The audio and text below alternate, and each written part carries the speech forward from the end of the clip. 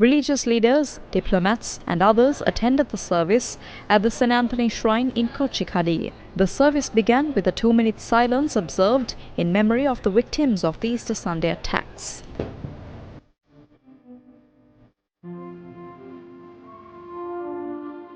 Candles were also lit in memory of those who lost their lives in the tragic attacks.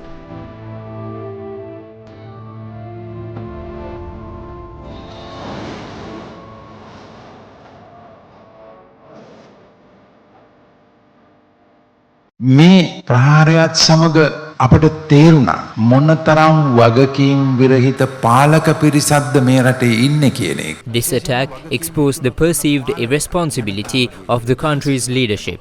People are angered and frustrated by those who fail to fulfill their duties. The President, Prime Minister, Cabinet and security officials in power at the time are all targets of public anger today. While authorities claim they have identified the culprits, many view this as a political game. However, no concrete steps towards punishment have been taken, leaving the public demanding for justice.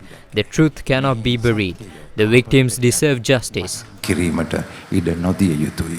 අහිංසක ජීවිත නැති වුණු ඒ දුක ශෝකය අඩුම ගානේ සමාහන් කරලීමට ඒ අය වෙනුවෙන් යුක්තිය ඉටු විය යුතුයි. සිවගාම සෞන්දර්යම් බාදමයද We offer prayers for peace to the souls of those who lost their lives in the Easter Sunday attacks. Our deepest condolences may go to the families and friends forever affected by this tragedy. May God's blessing bring them comfort. ලෝකා සමස්තා සුඛිනෝ භවන්තු. මම හිතන්නේ අපේ හාමුදුරුවනේ දැන් ලංකාවේ පාලකයෝ උත්සාහ කරන It seems the leadership is now trying to prove their innocence. They engage in a blame game, refusing to acknowledge their own mistakes. This blatant attempt to shirk responsibility deserves condemnation. Justice is what we truly demand. අපි යුක්තිය ඉල්ලන්නේ. Archbishop of Colombo, His Eminence Malcolm Cardinal Ranjit, expressed views on the investigations into the Easter Sunday attacks.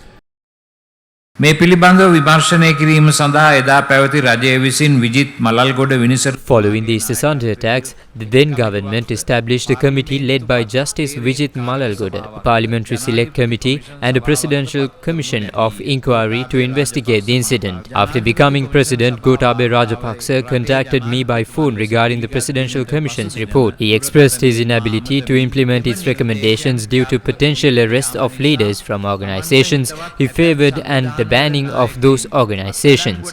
These attempts to disrupt the investigations and exert control by removing or even arresting some of the leading investigators are deeply concerning. Our letter requesting a free and independent investigation from President Gotabaya Rajapaksa received no response, not even an acknowledgement of receipt. Similarly, the subsequent letter sent to the current President Ranil Wickremesinghe is yet to be acknowledged, despite repeated requests for a probe into the new information we possess regarding the attack. The evidence reluctance to find a solution suggests the desire to conceal the truth beyond the involvement of the extremist group. The lack of action despite clear evidence of additional forces at play compels us to conclude that the current government is not committed to transparency.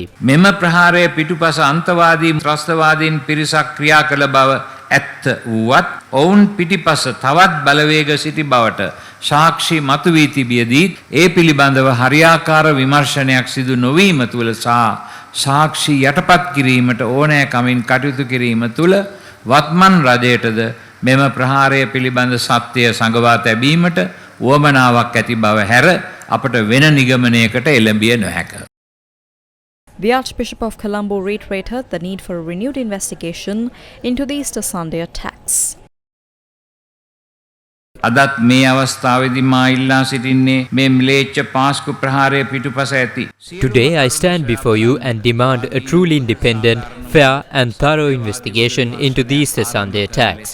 Only by uncovering the complete truth, not through finger pointing, can this country begin to heal.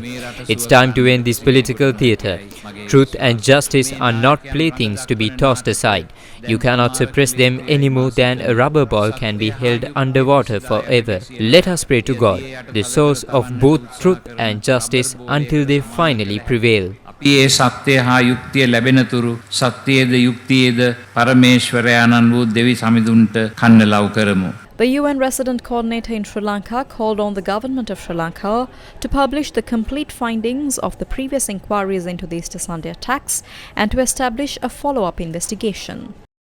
On that day, the United Nations Secretary General expressed his outrage, stressing the sanctity of all places of worship and his steadfast support and solidarity of the United Nations with the people of Sri Lanka. I reiterate today the United Nations' unwavering commitment to peace and justice in Sri Lanka. The United Nations stands in solidarity with those who grieve and continue to endure the physical and psychological consequences of that dark day. The perpetrators, organizers, financiers, and sponsors of terrorist activities need to be held accountable through credible, transparent, timely, and robust judicial processes. Sri Lanka suffers from a continuing accountability deficit, be it for alleged war crimes, more recent human rights violations, corruption, or abuse of power, which must be addressed if the country is to move forward. The United Nations Human Rights Office has called on the government of Sri Lanka to publish the complete findings of previous inquiries into the Easter Sunday bombings and to establish a follow-up, independent, thorough, and transparent investigation with full participation of victims to hold all those responsible fully to account. It is imperative that authorities take this seriously and recognize that robust and transparent justice systems. The Apostolic Nuncio of Sri Lanka also spoke of the delay in serving justice for the victims of the Easter Sunday attacks. We hope and pray that the new developments help sooner than later to resolve the controversies regarding that dastardly act and bring the investigations into a conclusive end and justice met. Actions are required to eliminate this scourge at its roots anywhere in the world. All governments should engage with the civil society to address the challenges faced by those individuals and communities most at risk of radicalization and recruitment. Religious leaders must take the lead in rejecting the narratives and ideologies that engender radicalization, hatred, and extremism.